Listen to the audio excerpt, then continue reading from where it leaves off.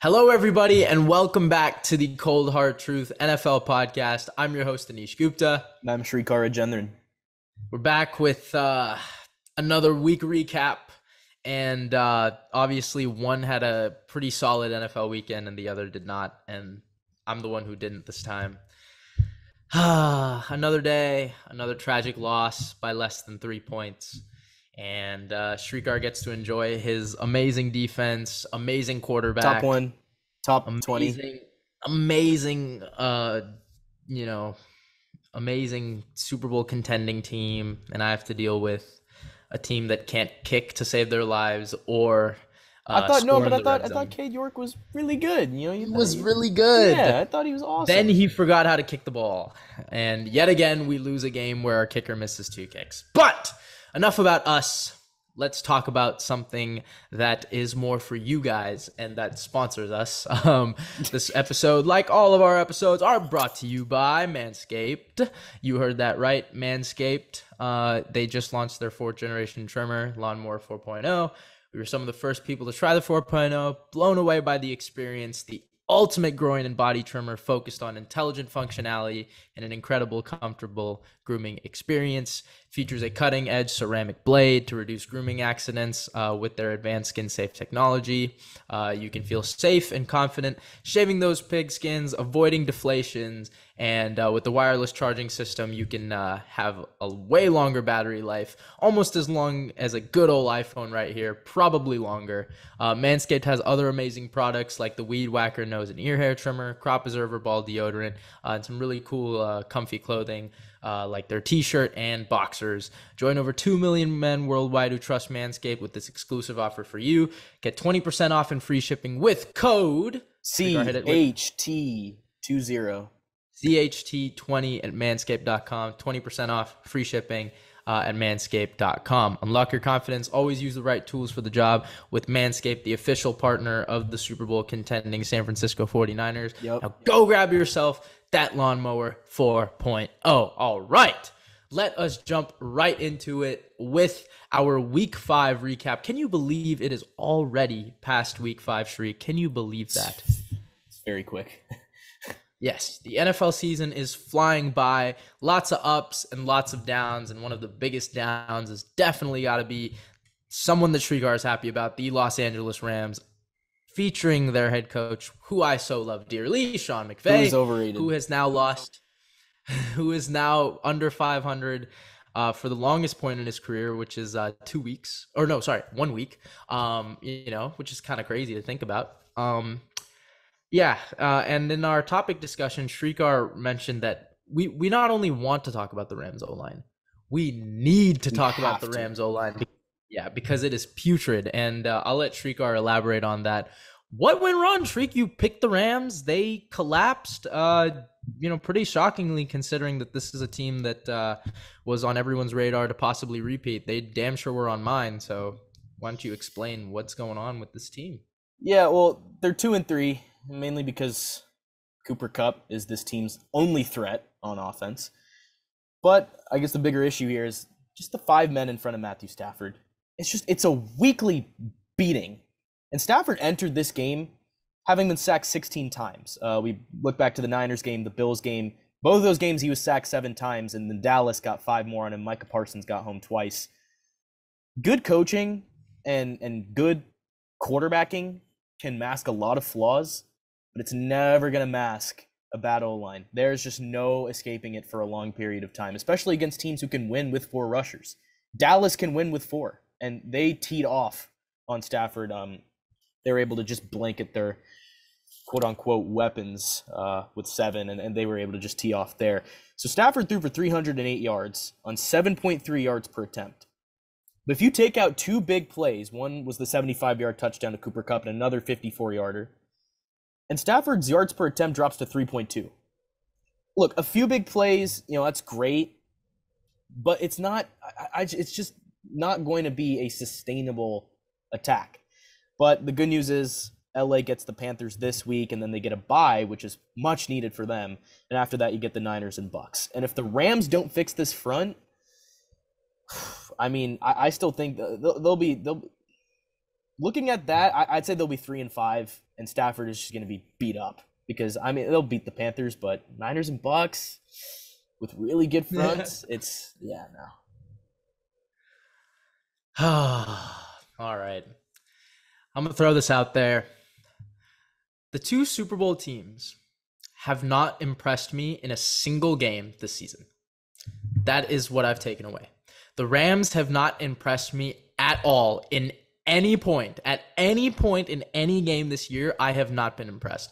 That is crazy for me to even fathom. You guys know I'm probably the biggest Rams supporter that is not a Rams fan out there. Yeah. And the fact that they have literally, the Bills, terrible. Falcons almost choked a 28-3 lead. The Cardinals game, they almost blew that. Like, that was horrific second half. The Niners game got outplayed in all three phases, and now the Cowboys game, same thing. You're right. It comes down to the O-line. I mean, the D-line is doing fine. Obviously, Cooper Kupp is picking up right where he left off, and I think he's the best receiver in the league. But you can only do so much when, again, I think every game really does come down to the trenches. And if you can't win both, you don't win the game. And sure, you can win it on one end, but if the other end is so bad, as Srikar is mentioning, what are you going to do? I mean, the Rams are literally ranked overall by ESPN the worst offense in football. That is bad, right? Like, we've seen teams like the Colts who literally cannot score a point to save their lives. We've seen the teams like the Broncos who can't score in the red zone. And all of them have had more memorable moments on offense than the Rams have had. And that is really concerning. Both Super Bowl teams who we thought, or a lot of the media thought was going to be good. I mean, I was all in on the Rams. I thought this was a team that was going to just pick up right where they're left off. But, I mean, the O-line is way more concerning than I had initially anticipated. They can't run the ball. And you said it, Srikar, perfectly, that they, aside from big plays, like, what is this offense? A lot of it is just stagnant, quick outs, right? Not really sustaining drives. And that's a problem in the NFL. And you said it best, right? This is a team that has got a really tough schedule out the bye. They've got once you win a Super Bowl, you are the hunted. You are the team that you've got a big target on your back, no matter who you play. So, and everyone's watching you, right? If you lose, hey, how did you lose to this team, right? Like, a Super Bowl champ is supposed to be favored in damn near every team they play. And, at this point, I would not favor them against the Niners. I would not favor them against the Bucks. I wouldn't even favor them against the Cardinals with D-Hop back. So there's a lot of things that need to be fixed. And I am very nervous about this team, in the long run. So I'll maybe turn it over to you. Do you think this is still a playoff team?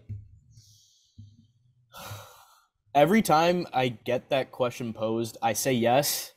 But with every single game that I see from this team, I grow less and less confident in that answer. I'm going to say, just based off the fact that the NFC is so weak, I'm going to say, yeah, they're still a playoff team. How far will they go? I think they're like first-round exits. I'm going to be real. But look, and I mentioned it like way back in week 1, but Sean McVay, he still does these first-down runs. I'm never going to understand it. Like, it just goes straight up into the line, and you already have a bad O-line.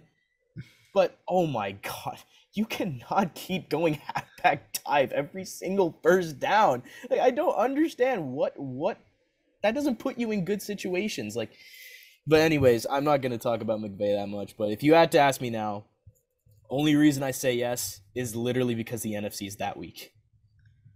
I'm actually a fan of running on first down. I think it sets the tone and it keeps the drive. It keeps your second and third down shorter. If you vary it. But if you keep doing it, it gets to a point where, teams will stack the box a lot earlier and, like, throw some play action. Everyone knows it's so predictable. Stafford's a good quarterback off play action. But I'll answer my own question. I think through 5 weeks, a team kind of has an identity, and as of right now, I think I can name you 7 teams better in the NFC. And that's really sad to say. If anyone's going to turn it around, it's Sean McVay. I've got the utmost faith in him. And the Rams did turn it around after the bye. Remember, they had 2 straight losses, right? 3 straight losses in the month. They didn't win a game in the month of, I think, November. But they turned it around. So, there's a little bit of faith there. But it's an earlier bye this year. So you've got some tough matchups, right? Teams like the Chiefs, Bucks, Niners, as you mentioned, Packers too. It's going to be really tough. But yeah, as of right now, push came to shove, I would not pick them to make it. That's fair. I'm lost with this team. Like, I'm really nearing out.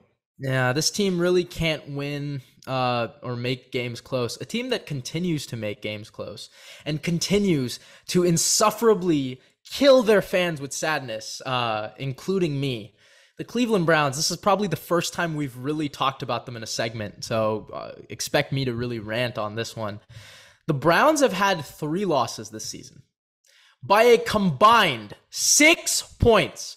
Not each, not on average. Combined 6 points. That means they have lost a game by 1. They have lost a game by 2, and they have lost a game by 3. I have never seen that. I have never seen a team lose games that consistently by that less. And it's so crazy to me because this is really like the only genuine time I can really say a team can be and should be 5-0. Because everyone says that, right? Like, okay, this thing really goes here or there. But like, if you really look at each loss, and I love how, like, you know, the guys who I talk to, like Srikar, will probably know it because they focus on the Browns a little bit more because I'm a fan of them. Like, you know, right? Blowing 13 points to the Jets, right? Final 2 minutes. The Falcons, where you let literally 10 plays, straight plays running the ball, and you give up a touchdown. And then when you just need a field goal, Jacoby throws a pick in one of the worst ways possible, right? Or against the Chargers, where Cade York misses 2 kicks and Jacoby, who had a wide open lane to run into the end zone, says, no, I'm going to throw it to Amari Cooper on an in-breaking route in the red zone when they're running cover 2, and they have a linebacker there just sitting for the ball right to get intercepted. There are just so many things frustrating, and I can't, like, there's a really, like, the first time I can say, what does it come down to? Because the team plays well. Like, I can't blame Stefanski for his play calling because the offense has been great. Like, they score points, right? Like, they're one of the best offenses in football right now by metrics. Defensively, sure, you can blame Joe Woods, the defense, giving up these big plays, but what is it like? You know, it's just a different way each time, right? Against the Jets, it was on defense. Against the Falcons, it was on offense. And then against the Chargers, it was on special teams. So it's been all 3 phases where you've had one mishap that has caused a loss. I think the Browns, it's really mind-boggling because at the end of the day, situationally, they are just failing. Like, they are just failing in the key moments. And this is a team that plays good for literally 3 and like 9/10 quarters, and then the final 0.1% of the game, they sell it. You know, this is really something that I can't explain. I mean, I've seen teams lose 1-possession games a lot. Last year, the Browns, again, 0-6 in 1-possession games. So what does it come down to? Do they need to fire Joe Woods? Does Stefanski need to be on the hot seat? As a Browns fan, I would never put Stefanski on the hot seat as of right now, but I think Joe Woods should be out of there. And you're wasting, you know, a lot of good offensive production by guys like Nick Chubb and Amari Cooper. Amari Cooper has been the best receiver for the Browns since Josh Gordon in 2013. As of right now, I don't know where this team goes from here. I mean, this was supposed to be the easy schedule. You started off 5-0. You know, you go through this tough slate with teams like the Bucks, the Bills, the Dolphins, the Bengals, the Ravens. Everything right? up until Texans. Right. Yeah. And then you get, you know, Deshaun Watson coming back and maybe he, you know, fixed the situational type of football. But I mean, now you're sitting at 2-3 when you really should be 5-0. So Shriek, I'll throw it at you. I mean, what are your thoughts on that? And then maybe if you want to elaborate on what happened in that Chargers game. But I mean, this is just inexplainable to me. I've never seen this. The Browns are going to Brown. It's just it's what it is. And for what it's worth, I think Brissett has actually been pretty solid at times. Been great, but then he'll come out and, as you said, that pick where he could have literally just ran. No, he decides to throw it. Horrible decision, horrible throw, hideous pick there. And also, it's just like you get gifted.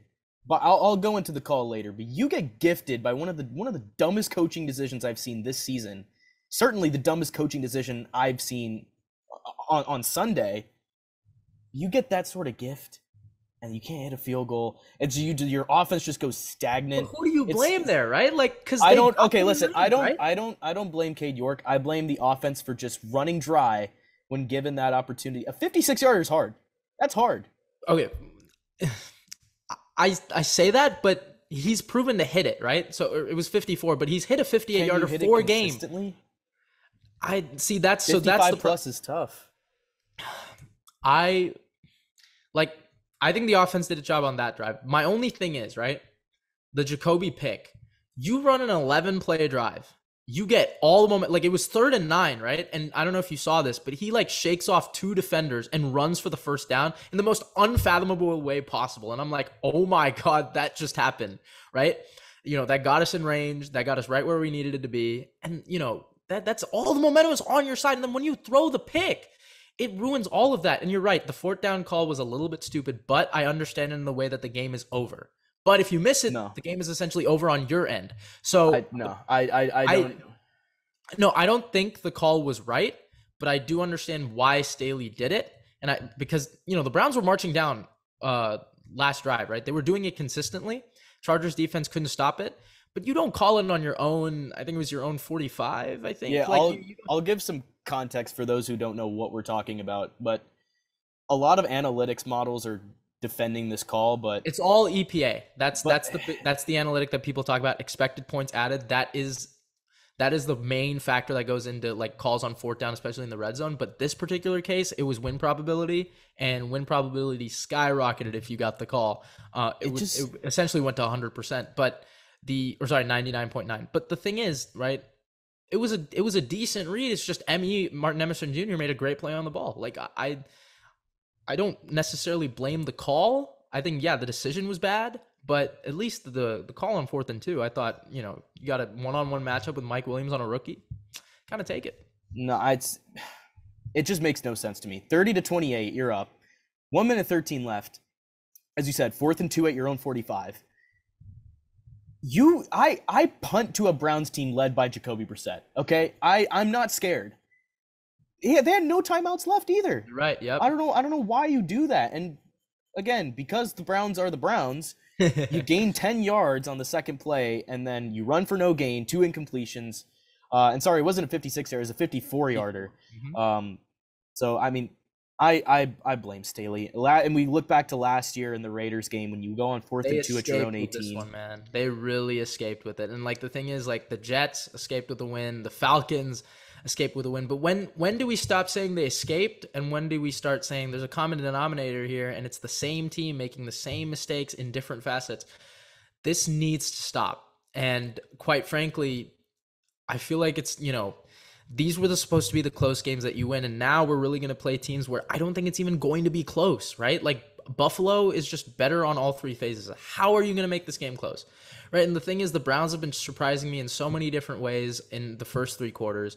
And the crazy thing is, let's say they're close with Buffalo in the 4th. I know they're going to collapse, right? Or Tampa. Like, these are all games that technically roster-wise the Browns can win, but they don't. And another thing also, Myles Garrett, where have you been? Like, look, I get it, the accident, but this team got 0 sacks against the Chargers. 0, right? Blame Clowney. They are nowhere to be found. This team literally cannot pressure the quarterback at all, which is so crazy because you have Myles Garrett and Clowney. How much are you paying those 2 guys? I think it's like $37 million to both of them. Yeah. Right? Like, where is the pressure? So, a lot of these games would not be close if you connected on different sides of the ball. And I think, you're right, Joe, or all the Browns fans who are telling me, hey, Joe Woods needs to go. I'm with you there, but where do you go from here, right? Like, do you just clean house on defense right away? I mean, I think Stefanski's job is safe. I mean, that's fine. There's still no way. There's still an amazing run offense. I mean, they were piling, which is another thing. Staley's a defensive coach, and he still he gets more talent, and he still sucks. Like it's and I'm out. And the Browns defense is. It just seems like every year they don't connect. 2019, they had a pretty solid defense. Offense didn't click. 2020, the offense was on all cylinders. The defense sucked. 2021, the defense was amazing and the offense was so bad. And then 2022, the offense is surprisingly good and the defense is not. They just need to click. The Browns, I think the biggest thing is situationally, all 3 phases need to click. And if that can happen, this team can win some of these games that I'm talking about. But I can't bank on it. So I think it needs to change, but really this is a team that should be 5-0, and instead they are second in the division somehow. I mean, I don't know how, but you've got 2 division matchups coming up against Baltimore and Cincinnati. I'm not confident in either. And you've got, big matchups against the Dolphins, Bucks, and Bills. what am I supposed to think? So, Browns fans, I'm with you here. We're struggling. Really, we are. But hey, in a way, it can only go up from here. So let's hope for the best. Ooh, I don't know about that. You haven't. The Browns rock bottom. It's crazy, the standards. Like, the Browns rock bottom is still You're right. They got a ways to go. Yeah, I'm hoping, man. Looks like my lucky sweater isn't working, so we're gonna switch it up. But someone who I guess kind of went against the quote unquote analytics, EPA, and all that, and won was Sean Harbaugh Sunday night. Thank you. I was a lone wolf on the Ravens for that. No thanks to Arizona. Screw you guys for ruining my pick. But the Ravens, interesting way they played things towards the end of the game. Obviously, Lamar missed, I want to say two passes that were really like quote unquote gimmies to score in the third quarter, I believe. And then, the Ravens kind of come down. It's a back and forth game. I'll let Srikar kind of elaborate on it. Like, what were you, crazy how when John Harbaugh makes a different situational game, ends up in their favor, right? So I think it's all about playing the situations differently, and I'll let you elaborate. Yeah, if we flash back against the Bills in week 4. So the Ravens had a chance to take a 3-point lead with 4 minutes left at the Buffalo 2-yard line, and Harbaugh let his offense go for a touchdown. Lamar Jackson threw an interception. And on Sunday night, Harbaugh, once again, he had a critical call to make. So it's 4th and 1 at the Cincinnati 3-yard line.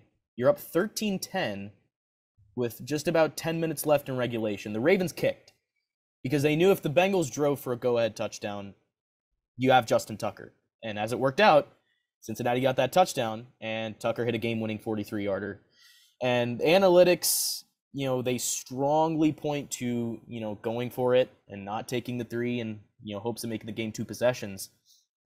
But here's the one thing that those models did not account for. The Ravens had Justin Tucker. They had the greatest kicker in NFL history. That's where, it kind of sets apart, because the Ravens had 3 timeouts, and they understood that, barring like some ridiculous drive, they would get the ball back in decent shape, even if they were down. And it was the right decision. And it was one which led Baltimore to win a key game over Cincinnati to take first place in the AFC North. I applaud him for making that call. And I think it's a little bit different situationally, because let's say it's 4th and 1 with about 3 minutes left.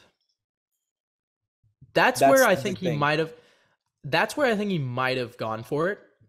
But with it being 10 minutes, I think he made the right call to kick, because you said it best, right? No, it's really impossible for a drive to take like 9 minutes. Like, if that happened, hey, Cincinnati, yeah, exactly. You can have that. Like, that is like anomalous to a point where it's like no one would even suspect that. Yeah. But I mean, for what the Ravens did, they, again, yeah, Cincinnati got it done on offense despite not having T. They did what they had to do. And for Baltimore, it's like, hey, we're down. They were down 1, right? Yeah. So it was like, let's just win this game with a field goal. It's exactly what they did, right? Yeah. And once they got in range, they forgot about they forget trying to score. They knew at that spot they were good with Tuck. And he perfectly over the uprights, right? Or in between them. It's crazy how good he is, but the Ravens have to understand, right? Like, we've got this guy for a reason, right? We've given him an extension for a reason. And I think the Ravens played it really well. The game was one of those where it was just a back and forth, low scoring affair. And in that situation, every point matters, and you take the guaranteed points. And I think that was where the Ravens benefited from it, especially with being such a low scoring game. And it kind of came down to a touchdown field goal type of thing, especially being up 3. I think that was a big help. So, and now the Ravens have a commanding 3-2 kind of lead in the AFC North with a win against the Bengals. I think that was the one that they really needed to pick up on, especially because Cincinnati swept them last year, and they kind of, they really killed them offensively last 2 years. But corners really stepped up. Marlon Humphrey had a tremendous game. And, this Ravens team, as I kind of said coming in, they were my favorite to win this division. They still are.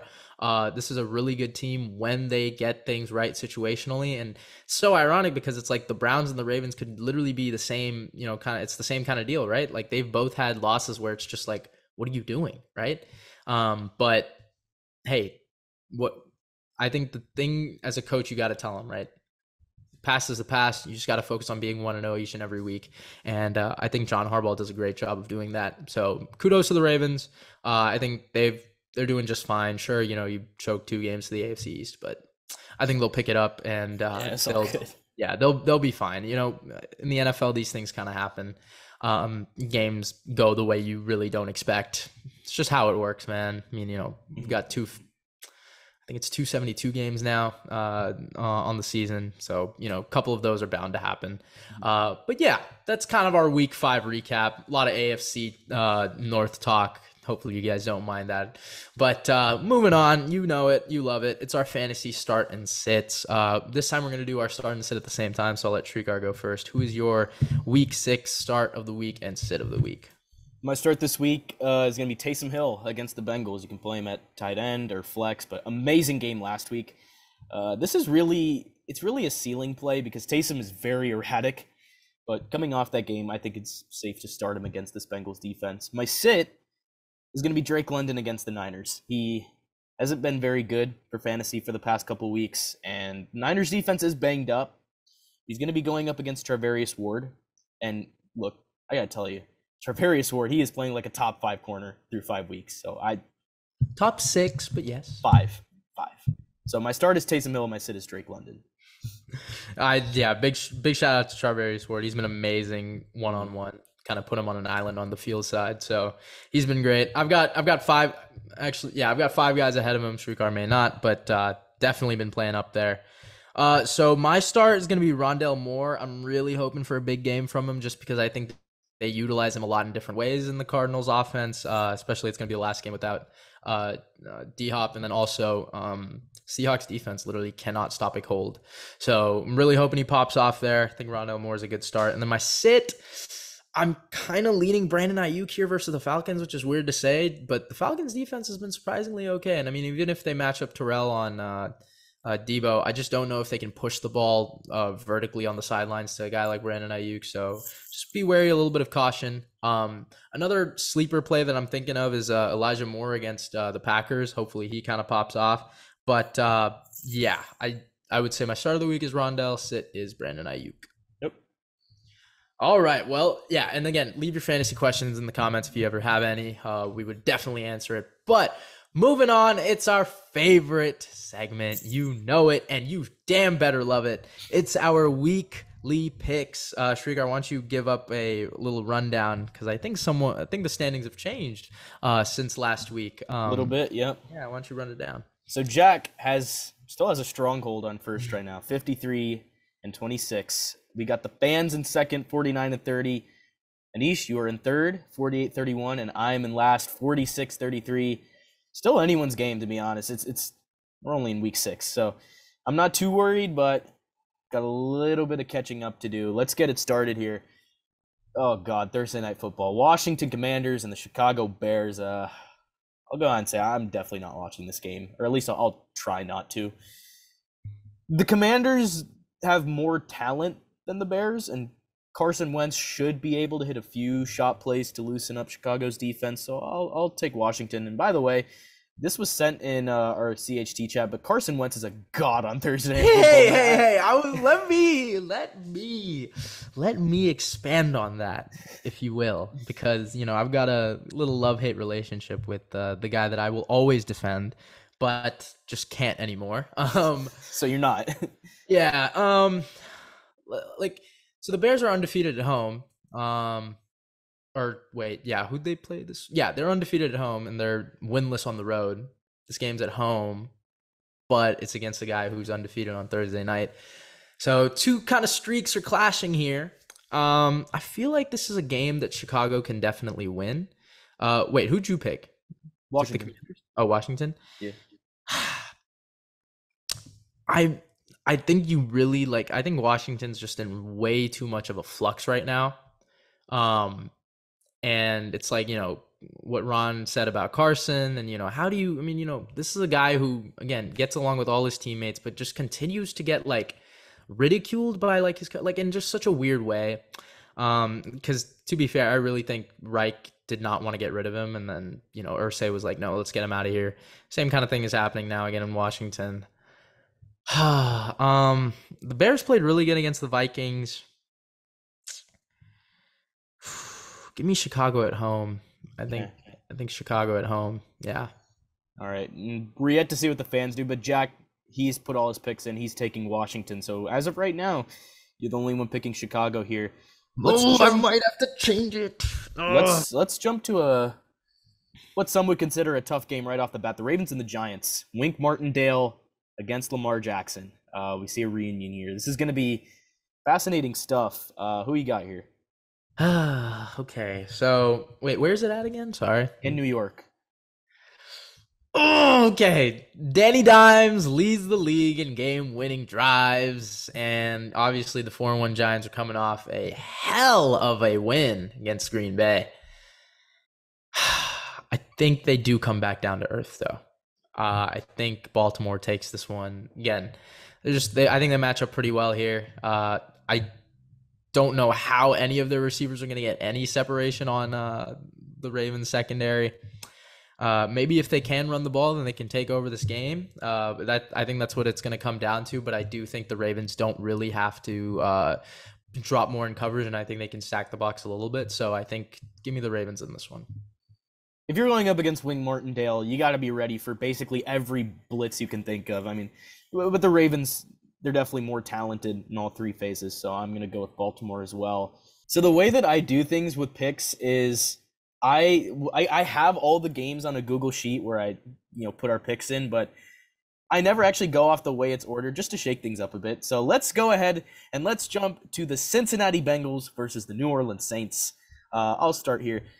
I think the Bengals are the better team, but it's never easy playing in the Superdome. This is in New Orleans, of course, for Joe Burrow. The Superdome has, very, very good memories from his LSU days. I think the Bengals should be able to get right offensively here. The Saints defense just hasn't lived up to the standards their talent level suggests so far, so I'm going to take Cincinnati. This one's tough. It's at New Orleans, but I think, the narrative's going to play in where it's like, oh, Burrow and Chase returned to where they went crazy, and I feel like Chase is going to have a big game, and obviously the NFL world is going to be lit on fire. So, yeah, give me the Bengals here. We'll say this, though. I think if the Saints were to win, I think it's going to be pretty shocking, and it won't be too close if they do. But I think the Bengals end up taking it.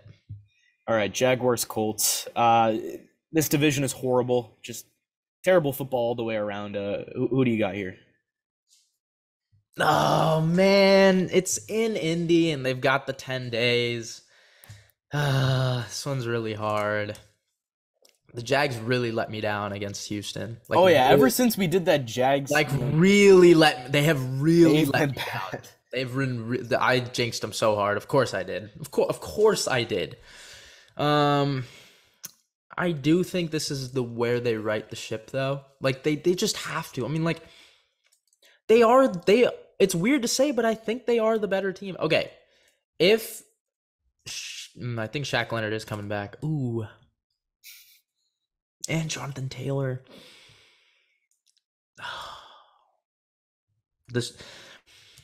I can't. Okay. All right. Give me Indy.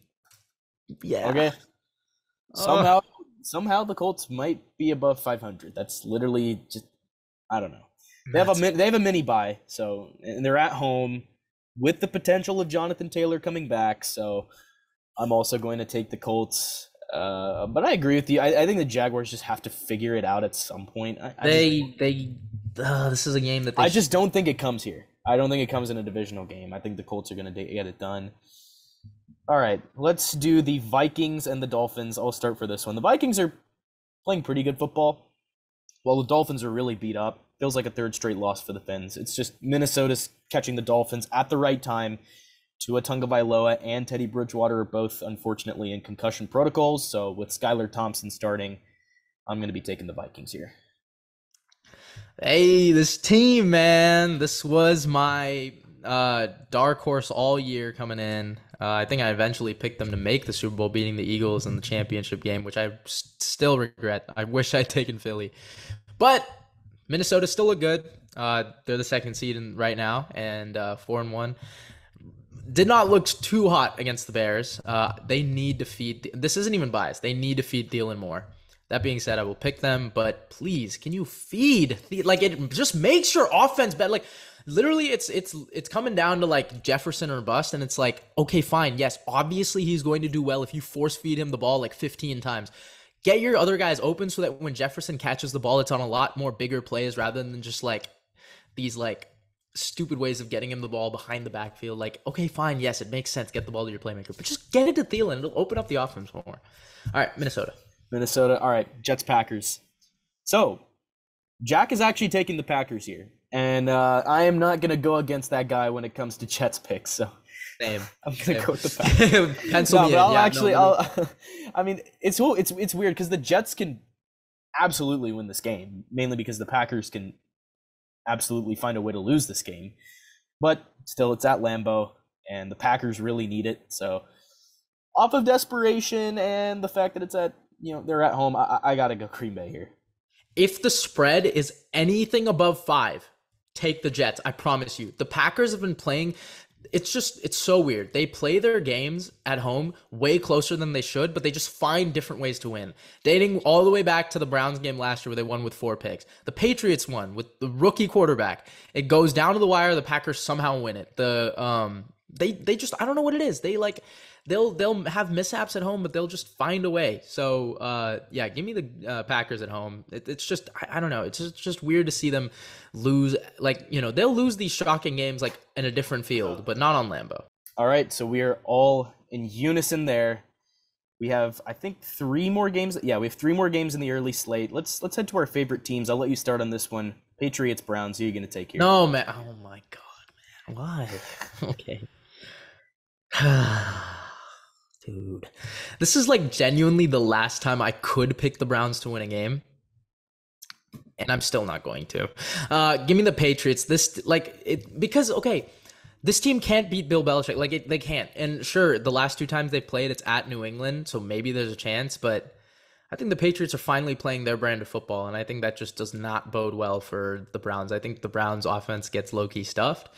Sure, it's against Bailey Zappi. Yeah. Wait, yeah, it is, right? He's playing. Oh, I think so. And I like Bailey Zappi. I just don't see a way we can. Okay, their O-line is playing so good. I just don't see a way we get pressure. Give me the Pats. This is all about whether you believe Bill Belichick does enough to shake up Jacoby Brissett. So I'm riding with Belichick here. The Patriots aren't more talented than the Browns, I'd say, but they're well coached. They can run the ball to control the clock. It's a winning formula. So give me New England here. Jack is taking Cleveland. So it's probably going to be a lone wolf there, but let's move on here. Oh, probably. Come on, man. I don't think the fans have picked the Browns in any game this season, except the Jets one and the Falcons one. And they both lost. Speaking of the Falcons. The Browns, I think the fans are 0-6 on Browns picks. Or sorry, 0-5. No. Sorry, they took the Chargers last week. Yeah, they're 1-4. Sorry, yeah. So but yeah. Atlanta, and the Niners. Atlanta could be catching the Niners on a good week. Like, this has very much trap game vibes on it But Srikar is going to take the Niners because he has not picked against them yet. Here's my thing. No, don't. We have to fly cross country. No, don't do it. Don't do this. With a beat up defense, you have the Chiefs next week. Don't do this. Don't do this. I think the Niners are going to win, but it's going to be like... Don't do this. Don't do this Skip Bayless thing where he's like, oh, it's going to be close, and then they win. It's going to be close. It's going to be like... What an amazing performance. How great did we look on Sunday? I could see this being like 24-17, 2017. It's going to be like a 7-point This is going to be an absolute blowout. The Niners are guaranteed to win this game. No, they're not. Any scenario where they don't. Like, Trap this is game. a Super Bowl contender. The only time the Falcons beat them was week 16 in was it 2019? Yeah, it was 2019. Yeah. Where it was like the ultimate trap game, and Srikar called it, but of course he still picked the Niners, and this is going to be a similar day where he's going to still pick the Niners. So are you picking the Falcons? Oh, hell no. Are you kidding me? No way. Please pick the Falcons. I was hoping you would. There's no way the Falcons beat the Niners. The Niners are not going to lose for a while. This is going to be a team that wins. I'm probably going to pick them against the Chiefs. This is too good of a team. This is a trap game. I hope they lose, still pick the Niners. but they won't. All right, final game of the early slate. Tampa Bay Pittsburgh. I'll pose this question because I know we're both going to take. Will the Steelers even score a touchdown this week? I am taking Pittsburgh To lose. to lose. No, like there's no way. See how great chemistry we have, guys? Yeah, I'm absolutely taking them to lose. No way. If they win, I'll be mad. But yeah, no, I'm really hoping they don't. If the Bucks even struggle in this game, I mean, they've got real problems. Do you think Pittsburgh's a bottom 3 team in the league? Yes. What? I'd put them 32. They're that bad. I think Carolina's 32. I wouldn't. All right, I go 31. I've got too much trust in Mike Tomlin, but yeah, I mean, yeah, Pittsburgh's look pretty bad. I really hope they lose because, obviously at least we'll have one leg up on a certain team in the AFC North. So give me Tampa, but yeah, I mean, they really look bad against Buffalo. All right, let's move on to the late slate. The Cardinals and the Hawks in Seattle. Yep, it is in Seattle. This game could go either way because Geno Smith is playing like Joe Montana right now, and Kyler Murray is not. So give me the Seahawks here. I think I don't know. I think this is a pick that could change before the game actually starts, but I'm gonna go ahead and pencil in Seattle for now at home. I'm with you there. I am with you there. I think, again, I've been saying it, right? This is a team that I thought will overachieve to start the year. Again, it's just their defense hasn't really been good, but Arizona's offense hasn't necessarily scored a lot of points. I think this really is going to come down to, can Seattle still run the ball without Rashad Penny? And yeah, I think that's what really it comes down to. You mean Kenneth Walker? No, without Rashad Penny. Oh, okay, my bad. So obviously sucked, man. I really liked him. He was on my fantasy team, yeah. But man. Yeah, I think if Seattle can, I mean, their passing game is really good. So if they can just figure out the running game with Kenneth Walker, it's gonna come down to that. This is again, a game I might swing on, but I'm gonna say they do at home. Jack is going with Arizona, so I don't know. We'll see how this, the rest of the week plays out. Yeah, I don't think Kyler's lost in Seattle. Ooh, I don't know. So makes it a little tougher, but a game that's not very tough. Look, if the Rams can't find a way to beat the Panthers with PJ Walker under center and an interim head coach, it's over. Okay, I'm taking Los Angeles, but my God, if they even struggle, I'm going to be concerned. Yeah, please, McVay, please, because I will have to take so much heat from everybody that I. Oh, you are gonna hear it from me. I will get heat from everybody I talk football with. So please win.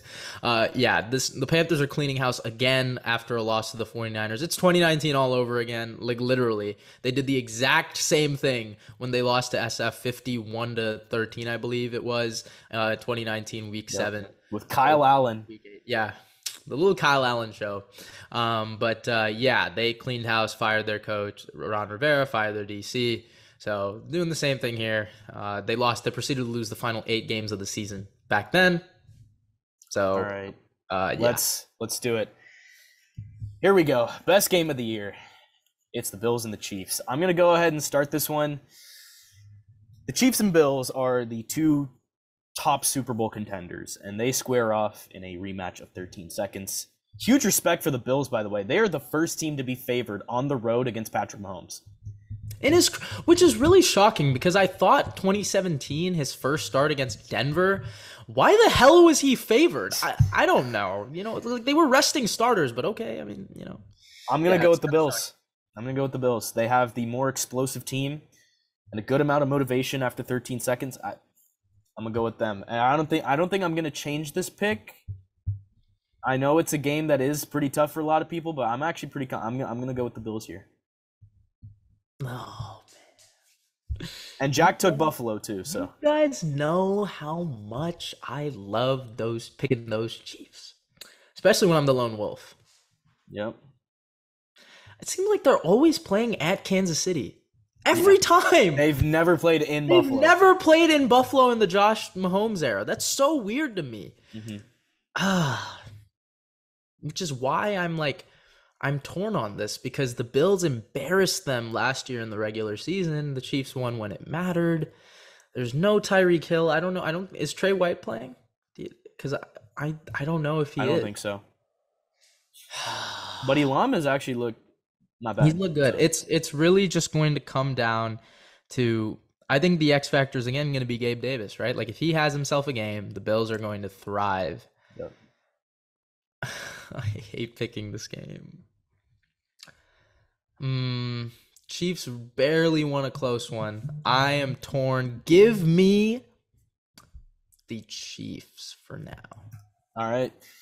I can guarantee that pick will fluctuate before Sunday Night Football. Yeah. But another great game here. Dallas and Philly. The Eagles are the only unbeaten team in the league.